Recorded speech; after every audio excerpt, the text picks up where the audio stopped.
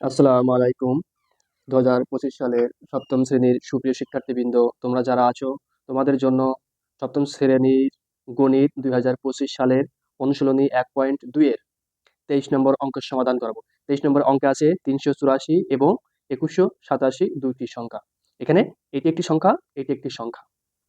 এরপর এই দুটি সংখ্যার উপর নির্ভর করে ক, খ, গ এই তিনটি প্রশ্নের অ্যান্সার করতে হবে তোমাদের প্রিয় শিক্ষার্থীবৃন্দ।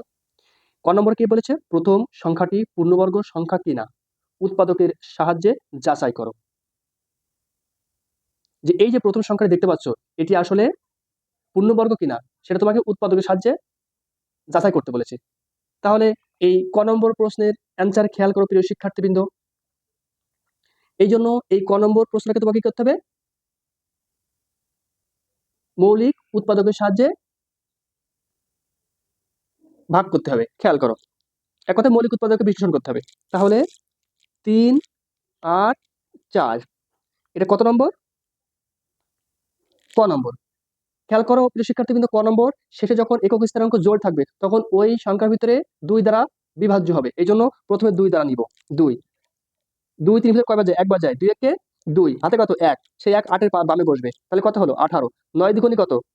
18। হাতে কত? কিছু আছে? নেই, কারণ 18 মিলে গেছে। 2 4 ভিতরে কয়বার যায়? 2 বার। 2 দুগুণী 4। এরপরে আবারও একক স্থানে 2, তাহলে আবারও 2 দ্বারা যাবে। 2 একের ভিতর যায় না, এই জন্য আরেকটি অঙ্ক নিয়ে নিব। তাহলে কত হলো? 19। 2 19 ভিতরে কয়বার যায়? 9 বার যায়। 9 দুগুণে কত? 18। হাতে কত? 1, সেই 1 এই 2 এর বামে বসবে। তাহলে কত হবে? 12। তাহলে 2 12 ভিতর কয়বার যায়? 6 বার। আবারও জোড় একক স্থানাঙ্ক, তাহলে 2 2 9 ভিতরে কয়বার যায়? 4 বার। 4 দুগুণে কত? 8। তাহলে হাতে কত থাকলো? কারণ এই যে 9 থেকে আমরা 8 বাদ দিচ্ছি, তাহলে কত হচ্ছে? 1, সেই 1 এই 6 এর বামে বসবে। তাহলে কত হলো? 16। 8 দুগুণে কত? 16। আবারও 2 দ্বারা যাবে। 2 দুগুণী 4, 4 দুগুণী 8। আবারও 2, 2 একে 2, 2 দুগুণী কত? 4। আবারও 2, 6 দুগুণী কত? 12।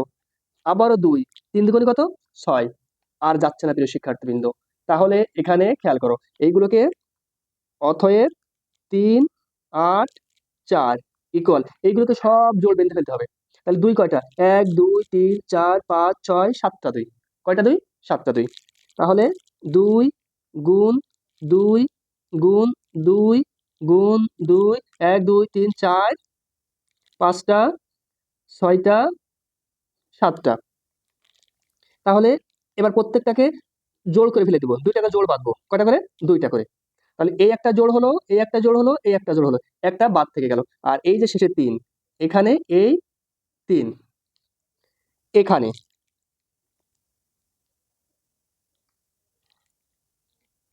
এখানে উৎপাদক, যেহেতু এগুলো কি পাইছি? এই 2 2 সবগুলো কিন্তু উৎপাদক পাইছি প্রিয় শিক্ষার্থীবৃন্দ। তাহলে এখানে উৎপাদক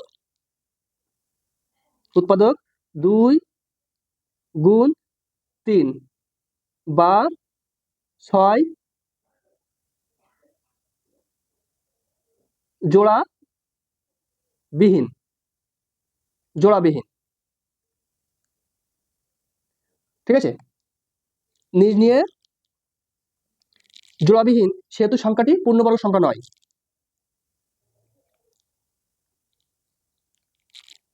সেহেতু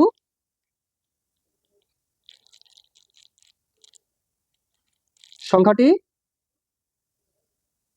পূর্ণ বর্গ নয়। কারণ এই 2 বা 3 গুণ করে 6, এই জন্য এটি পূর্ণবর্গ সংখ্যা নয়। যদি এই 6 গুণ করা হতো তাহলে সংখ্যাটি কিন্তু পূর্ণবর্গ সংখ্যা হতো। তাহলে কি পেলাম? যে উৎপাদকের সাথে যাচাই করলাম কি, যে এই 384 সংখ্যাটি পূর্ণবর্গ সংখ্যা নয়। নির্ণয়ে 384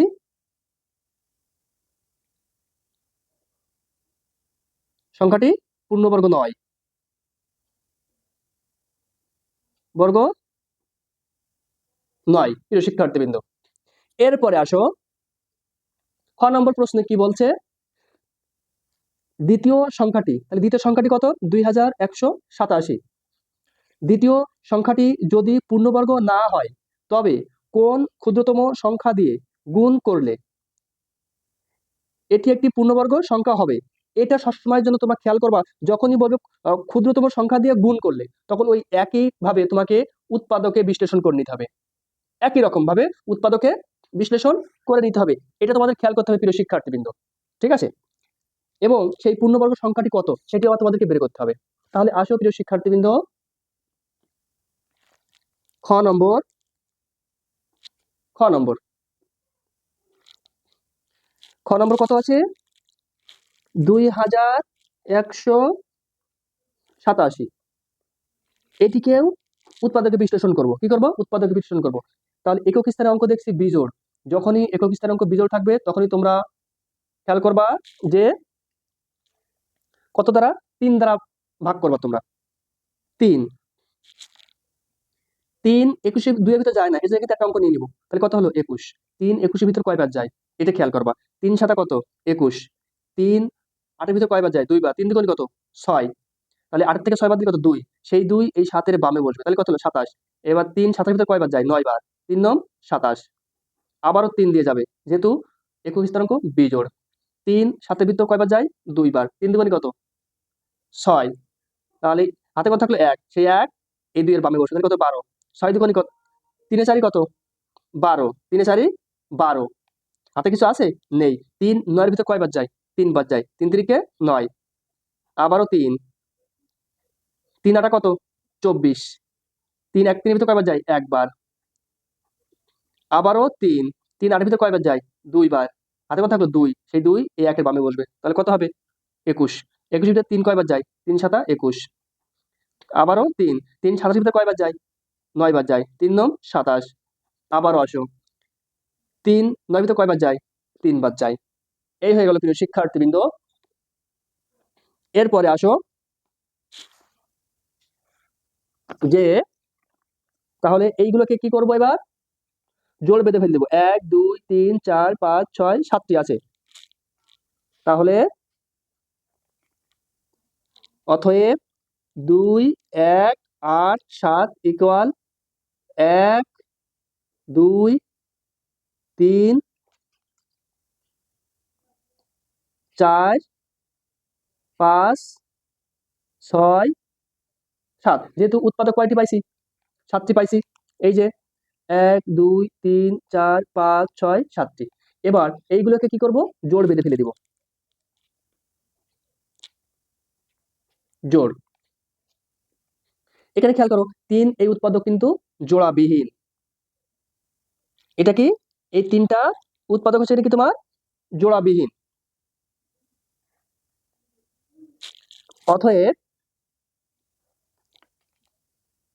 অতএব এখানে উৎপাদক 3 জোড়া বিহীন। সুতরাং সুতরাং সংখ্যাটি সংখ্যাটি পূর্ণবর্গ নয়। পূর্ণবর্গ নয়।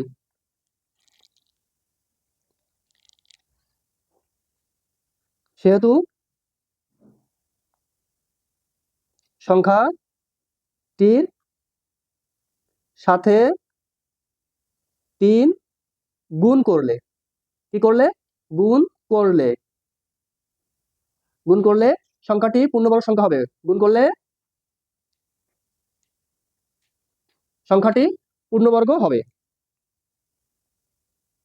পূর্ণবর্গ হবে। কারণ কি খেয়াল করবে শিক্ষার্থীবৃন্দ? এই 3 এর সাথে আরেকটা 3 গুণ করতে হবে। কি করতে হবে? আরেকটি 3 গুণ করলে এই সংখ্যাটি কি হবে? পূর্ণবর্গ সংখ্যা হবে। ঠিক আছে প্রিয় শিক্ষার্থীবৃন্দ? তাহলে এখানে কি বলেছে? প্রশ্নে খেয়াল করো, দ্বিতীয় সংখ্যাটি যদি পূর্ণবর্গ না হয়, যেহেতু দ্বিতীয় সংখ্যাটি কি পূর্ণবর্গ কিন্তু হয়নি, তবে কোন ক্ষুদ্রতম সংখ্যা দিয়ে গুণ করলে এটি একটি পূর্ণবর্গ সংখ্যা হবে?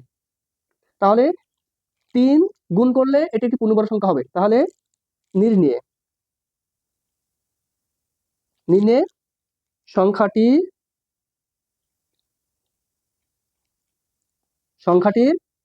সাথে 3 গুণ করতে হবে। এই 3 গুণ করলে সংখ্যাটি পূর্ণবর্গ সংখ্যা হবে। এটি তোমরা খেয়াল করা প্রিয় শিক্ষার্থীবৃন্দ।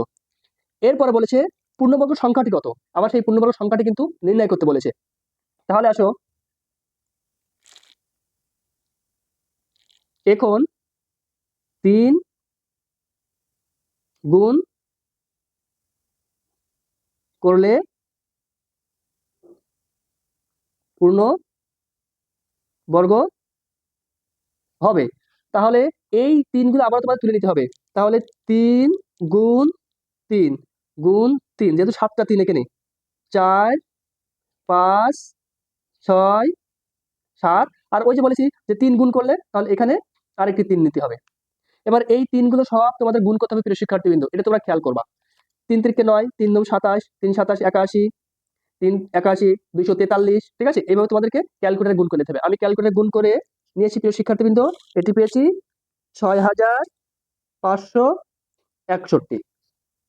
তাহলে নির্ণীয় পূর্ণবর্গ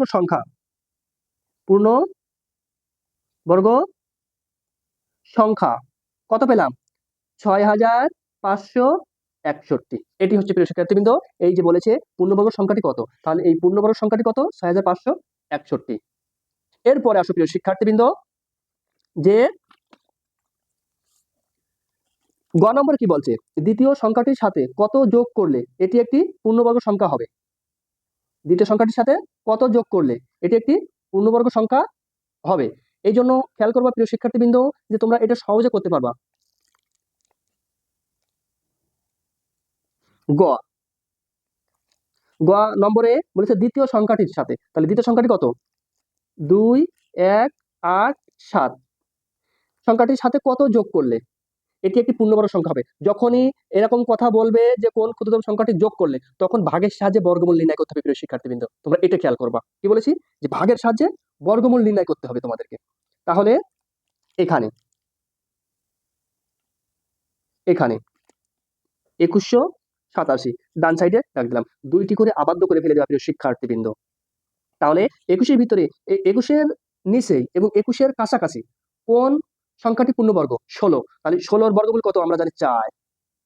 খেয়াল করো, 4 গুণ 4 ইকুয়াল কত? 16। কোন সংখ্যাকে সেই সংখ্যা দ্বারা গুণ করলে যে ফলটি পাওয়া যায় সেটি সংখ্যাকে বলা হয় পূর্ণবর্গ সংখ্যা, এবং ওই সংখ্যার এই যে মূল, এটাকে বলা হয় বর্গমূল।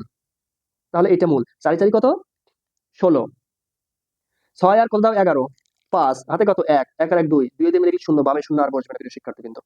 এরপরে আসো, এই 4 এখানে আসলে কত হবে? 8 হবে। এক কথা বলেছি, এখানে যখন আসবে তখন ডবল হবে। এরপরে আসো, এখানে এবার এই 8 তো 5-এর ভিতর যায় না, এই জন্য এখান থেকে এই দুটি অঙ্ক নামালাম। এবার এখানে 6 দ্বারা যাবে, সেই 6 এখানে বলবে। 6 7 কত? 36, 36-এর 6 হাতে কত? 3, 6টা 48 আর 3 কত হয়? 51। 7 থেকে 6 বাদ দিলে 1, 8 থেকে 1 বাদ দিলে 7, 5 সামনে লিখলে 0, বামে 0 বসে না প্রিয় শিক্ষার্থীবৃন্দ। এরপরে আসে, অতএব 2187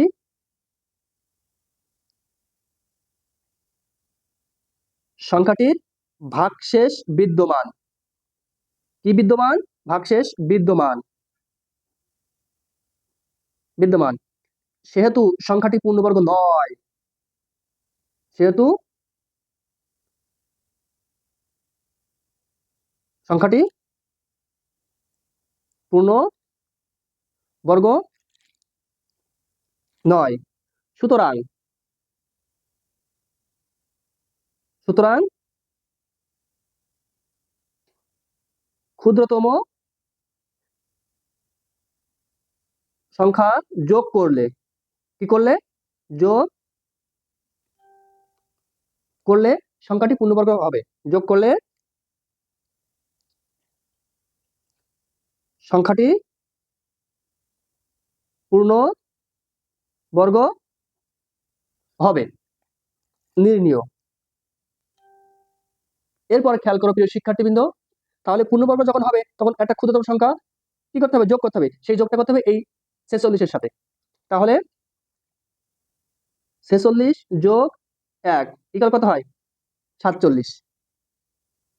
তাহলে এরপর বলেছে কি বর্গ করতে হবে। এই 47 গুণ 47 বিয়োগ এই যে 2187 এটা দিতে হবে। 2187 47 আর 47 গুণ করলে হয় 2209 বিয়োগ 2187। 7 আর কত দাও 9, 2, 8 আর কত দাও 10, 2 হাতে কত 1, 1 আর 1 2, তাহলে কত হলো? এখানে 22 হয়ে যাচ্ছে, এখানে 22 হয়ে যাচ্ছে, তাহলে এখানে আর বামে সংখ্যা বসানোর দরকার নেই প্রিয় শিক্ষার্থীবৃন্দ। তাহলে এই যে 22 কি বলেছে, দ্বিতীয় সংখ্যাটির সাথে কত যোগ করলে এটি একটি পূর্ণবর্গ সংখ্যা হবে। তাহলে সংখ্যাটির সাথে 22 যোগ করলে সংখ্যাটি পূর্ণবর্গ সংখ্যা হবে। অতএব